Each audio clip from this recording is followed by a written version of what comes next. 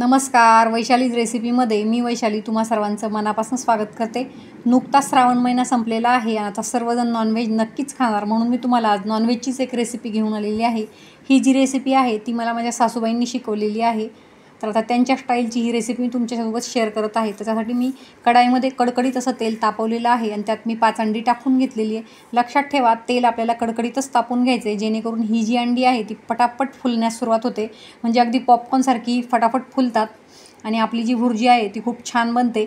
आणि एक्स्ट्राचं जे तेल आहे ते आपोआप अंडी शिजल्यानंतर रिलीज होण्यास सुरुवात होते, ते आपण एका गाळणीमध्ये अशा पद्धतीने कलेक्ट करून घ्यायचं आहे। इथे एक्स्ट्राचं तेल मी एका डिशमध्ये काढून घेतलेलं आहे। यातलं थोडंसं तेल आपण कढाईमध्ये काढून घ्यायचं आहे। तेल ऑलरेडी आपली कढई तापलेली असल्यामुळे तेल लगेच तापतं। त्यात आपण जिरे आणि मोहरी टाकून घ्यायची आणि ती 2 मिनिटांसाठी परतून घ्यायची। नंतर यातच काही मी मसाले ॲड करणार आहे, ज्यात मी लाल तिखट टाकून घेणार आहे। त्याचबरोबर आपल्याला कोथिंबीर मसाला, गरम मसाला, धना पावडर आणि हळद पावडर टाकून हे मसाले आपल्याला तेलामध्ये 1-2 मिनिटांसाठी परतून घ्यायचे। नंतर मी इथे एक बारीक कांदा चिरून घेतलेला आहे, त्याचबरोबर एक टोमॅटोही मी इथे चिरून घेतलेला आहे।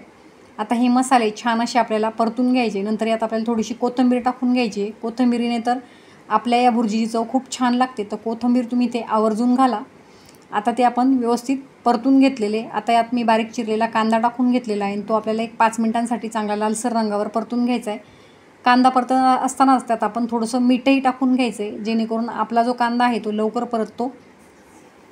आता यात मी एक बारीक चिरलेला टोमॅटोही टाकून घेणार आहे, तो चांगला मऊसूत होईपर्यंत आपल्याला शिजून घ्यायचा आहे।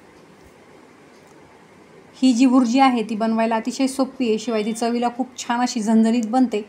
तुम्हाला हवं असल्यास तुम्ही टिफिनलाही मुलांच्या देऊ शकतात, फक्त तुम्हाला लाल तिखट इथे थोडंसं कमी टाकावं लागेल। मुलंही अतिशय आवडीनं ही भुर्जी खातात।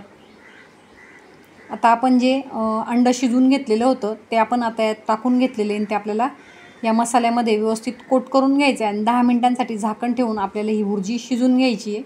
खूप झटपट अशी ही भुर्जी बनवून तयार होते आणि चवीलाही अप्रतिम लागते। तर तुम्ही ही रेसिपी नक्की ट्राय करा। आवडल्यास माझा चॅनलही सबस्क्राईब करा। मस्त अशी भुर्जी आपली इथे बनवून तयार आहे।